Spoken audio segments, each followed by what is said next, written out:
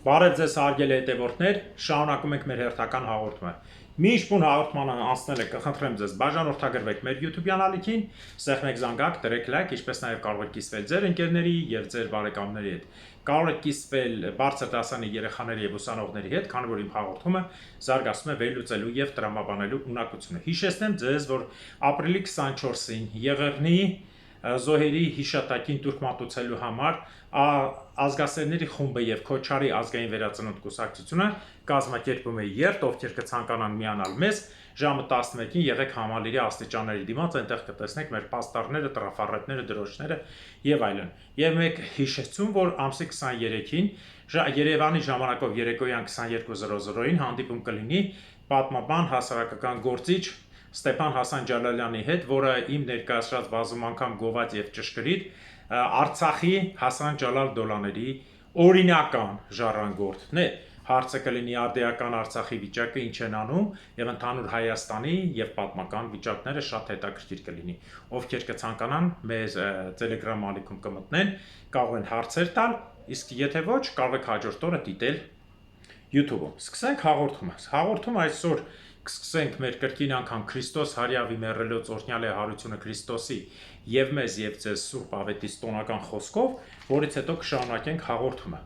Սկսենք ամենաառաջինը, որ Նիկոլ Փաշինյանը հիացած է իր կատարած թուրքավոճ աշխատանքով եւ ասում է, որ Թուրքիայի Սիրեջորնին ասում է, որ Հայաստանը հիմա գտնվում է Եվրոպայի եւ Թուրքիայի եւ աշխարհի ռազմավարական կենտրոնում եւ բնականաբար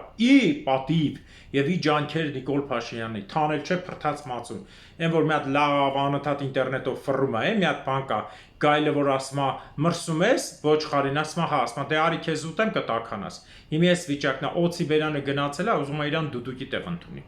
կլինի բա չի լինի հաջորդ ուղությամբ Արաբաթը թուրք գնացել է Եվրոպայի ղեկավարների հետ հանդիպման, որ ներկայացնի իր կարծիքը Հայաստանի դիրքորոշումը Մինսկի խմբի համար։ Ուրեմն թոքախտ Արաբաթ,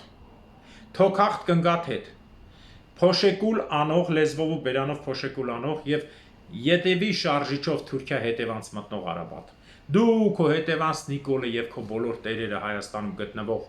որ երազ են էլ Մինսկի խումբը չի վերանալու դուք ձեր կարճ խելքով ուզում եք ցույց տաք թե ձեզ էլ պետք չէ Արցախի հարցը լուծված է Եվրոպան է հարիվարվ կասի վայ կներեք մենք ձեր համար ենք այդքան փող հատկացրել լավ որ տենց է ոչինչ կճնջենք կգնա այս կապիկությանը կհավատաք մենակ դուք ու ձեր նման կենթանիները հաջորդ հարցը ինչի մասին եմ ուզում ասեմ որ շատ ավելի վատ բան է Զատիկին ոչ մեկ չի գնացել Մայր տաճար Էջմիածին։ Ես ինչքան էլ եմ ասում, քլնգեմ վեհապարին, մյուսներին, բայց պետական եկեղեցական տոներին, այն նշանավոր տոն Զատիկին, Քրիստոսի տոնին ոչ մեկ իրավունք չուներ։ Նիկոլը հասկացանք թմով թուրք է։ Ինքը դա բարձրաձայն ասում ու հպարտանում։ Բա Քոչարյան, Սերժ, Լևոն, բա դուք ինչի չեք գնացել։ Հիմա հասկանում եք, որ թուրքերի շարանը շարունակվում։ Ժողովուրդ ջան, որևէ մեկ եթե փորձի ասել, որ 4 ղեկավարները թուրքեր չեն, ուրեմն ամենաառաջի թուրք ինքն է։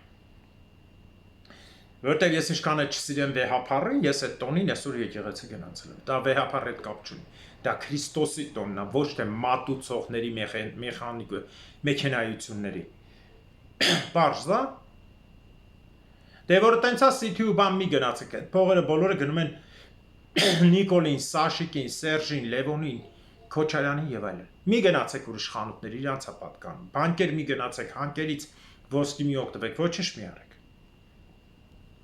Հաջորդ ինչի մասին կուզեի բարձրաձայն արտահայտվի ամսի 19-ին Թաթուլի համերգն է եղել Համալիրում։ Ուրեմն այն որ ասում էր մշակույթի մեջ է, մշակույթ չկա, մշակույթը հանձնել են բորոդ եւ սիֆիլիստ Պետոյի սիֆիլիստ կնոջը ոչ լոտերեսին վերքեր յուղոտ մազերով որ աշխատողները ենթականները բողոքում են թե գնում ենք Ժաննան յուղոտ մազերով գայսագործի վրից հոտ Թաթուլը ու կողքից է բարձրացնում են ամենահետաքրքիրը Սերժի թիմի ներկայացուցիչները վայ Թաթուլը ազգային արժեք հա ով է սարքել Թաթուլին ազգային արժեք Պալատական երկիչ եք սարքել Սերժի նման թուրքերի համար կլկլ թուրք Թաթուլը եւ դուք է թուրք Նիկոլի թուրք թիմը սկսած շիշ բռնողի հարսնիկին թաթուլի թուրք երկերի տակ թռվռալով։ Անենց որ մի կռվեք, թուրք եւ դուք եք, եւ բոլորդ եք, 4 տե թուրք եք, իրար վրա թուրքը մի գցեք։ Եղավ 4 տեմի ներկայացուցիչներ։ Դուք բոլորը թուրք եք։ Ժորժ ջան, այսօրվա հաղորդումը կոմպակտ ու կարճ եմ անելու, որովհետև տոնորա շատ չեք նայելու։ Հաջորդը ինչի մասին եմ ուզում անդրադառնալ, պապի այլասերված պապի մասին, որը իբր աղոթել է Հայաստանի եւ Ադրբեջանի մեջ խաղաղություն եւ բոլոր քրիստոնյա ազգերին խաղաղություն մաղթելուց մաղթել է Ադրբեջանին։ Այ գոմիկ պիզա։ Դու քրիստոնյա ես թե մահմեդական թե ջհուդ։ Ճիշտ պատասխանն է ջհուդ։ Ոնց կարա քրիստոնյա եկեղեցու ղեկավարը խաղաղություն մաղթի մամեդական, այսինքն քրիստոնյաներին անհավատ գյավուր անվանող եւ եղեռնի ենթարկող պետության։ Իր մարդասպան, գումարբազ, այլասերված, ընտանիքով վիժված, որ մարդը չգիտի կնիկը քանի հոգու ծոցակնում է, թվում նաեւ փեսեքի, ախրանիկների, աղջիկ ախրանիկների, փեսեքի ուրիշ պրեզիդենտների։ Դու ոնց ես դրանց մաղթանք ուղարկում։ Ուրեմն հարց, գոմիկ բիձա, դու լրիվ ջհուդ ես, սատանի ներկայացուցիչ, քանի որ սատանի նշանը քո վրա է։ Ջհուդական կեպիով պապ, հազարավոր քրիստոնյաների արուն խմող պապ։ Եվ այս ամբողջից հետո որևէ մեկ ուզում ասել, բանը դու ինչ բան անես, պապը ով է ընդհանրապես, պապը ով է։ Պապ, չեմի չէ, թանե չէ փրտած մածուն։ Ադրբեջանական եկեղեցիները հազարամյա եկեղեցի են, տաղավարանշանակում, շնորհավորում, մարդ հաղորդում, կինոյ հանում, Ալիևի համար սենյակներ նորոգում, տանում, ընդունում, սիրում, եսիմ ինչ անում, ադրբեջանցիներին խաղաղություն է մաղթում։ Սա խայտարակություն է։ Իսկ ինչ վերաբերում է Ամերիկայի վարած քաղաքականությունը, իբր թե ուղղությունը շեղում է, բայց Տրամփն էլ նույն ինչպես ասում են փնթիները նույն շղարշի տակը Տրամփն էլ նույն հիմարությունն անում, փոխելով իբր պատերազմի ուղղությունը, որ աշխարհը տեսնեն, տեսեք, էլի եմ կրկնում, Գրենլանդիան ոնց տեսնում ենք, չի կարողանում գրավի, Պանամայի մասին խոսակցությունը բրծավ, Կանադան չգրավեց, Մեքսիկական ծոցը միայն ինքն է անվանել ամերիկյան ծոց, ոչ մեկ ուրիշ դա չի ճանաչում։ Հիմարությունների շարքին գնաց փող լվալու հերթական ձև է։ Հիշում եք, որ անցած նրա նստած ժամանակ իբր աղջիկը լացելով եկավ ասեց, օй մարդ են սպանում, հայրիկը 800 միլիոնի 9 թրթիր ուղարկեց Ամերիկայի բյուջեից եւ Սիրիայում բան չեղավ։ Նույնն էլ հիմա է 74 հատ հրթիռ անցած օրվա 12 հատի հետ ուղարկել է Եմենի քաղաքներին կան զոհեր։ Հիշեցնեմ բոլորիդ, որ այն երկիրը, որը պատերազմավարում է արաբական, նրանց մոտ աբորտը դա մարդասպանություն է, չկա տես բան։ Եմենի աճը 35 միլիոն է հիմա։ Եմենի բնակչությունը 35 միլիոն։ 1000 հոգի մաքսիմում սպանածը, չնայած 97 հատը թող ամեն մեկը 100-ով սպանի 1000 չկա, լավ, 1000 հոգի սպանությամբ։ 1000 հոգի սպանեցիր, Եմենի օրականը չգիտեք ինչ կանա ժողովուրդ ջան։ 1500։ Այդ 74 հրթիռը, ամեն հրթիռը 100-150 միլիոն։ 74 հրթիռը մինչև 10 միլիարդ տուն վզին թողեցիր Ամերիկայի քաղաքացիների։ Արանք 5 չայեցիր, ոչինչ։ Եմենը 15 թե 14 թվականից պատերազմի մեջ է, 10 տարին անց։ Եմենին 1000 մահացածով, 2000 մահացածով չես կարող վախեցնել։ Այնպես որ այս դերասանությունը, որ ուղղությունը վերցրել է, բանը, Տրամփը սա էլ ինչ ունի սկիզբ, ունի վերջ։ Ալիևի խոսացածն էլ ունի սկիզբ, ունի վերջ։ Տեսեք Ալիևի ամբողջ լրատվականը նայում ես նրա մասին, ոչինչ չկա, 0։ Այս ինչ երկրում է սեղավեն դե սեղավ ապրի թուրքը լավա ու վերջ արանքը հանում է իրանց։ Մի երկու բան գովում է, այս ինչը բացենք, այն ինչը ասես բարև կեցը գնահատեցին Ալիևին, ոնց որ ասում եմ Հայաստանում բարձր գնահատեցին Ադրբեջանի դիրքը, թե ով է գնահատողը, հայտնի չի։ Նախկին եսիմ ինչի, նախկին փոխվարչապետը։ Լիտվայի նախկին փոխվարչապետը, եսիմ Թուրքիայի կամ արաբական այս ինչ երկրի նախկին ղեկավարը եւ այլն։ Այնպես որ օրերը տոնական է, լուրերը բնականաբար քիչ են, ես կանդրադառնամ պատմական մասին, գովերքելով նաև մեր հայերի արած գործը օտար երկրներում, նախ հայկական, նախարարական տոհմերը, իշխանական տոհմերը ես Հայաստանում ներկայացնում եմ։ Ուզում եմ ներկայացնել նաև լիբանանահայ նախարարներին, որ Լիբանանի Հանրապետությունից հետո, այսինքն 1930-40 թվականից հետո Լիբանանում սկսեցին մի քանի նախագահ լինել հայ կամ հայկական ծագման, որ ընդունվեց պատերազմների արդյունքում, որպեսզի Լիբանանը բազմազգ եւ բազմակրոն երկիր իրար չուտեն, օրինակ Էմիլ Լահուդը մոր կողմից հայ է,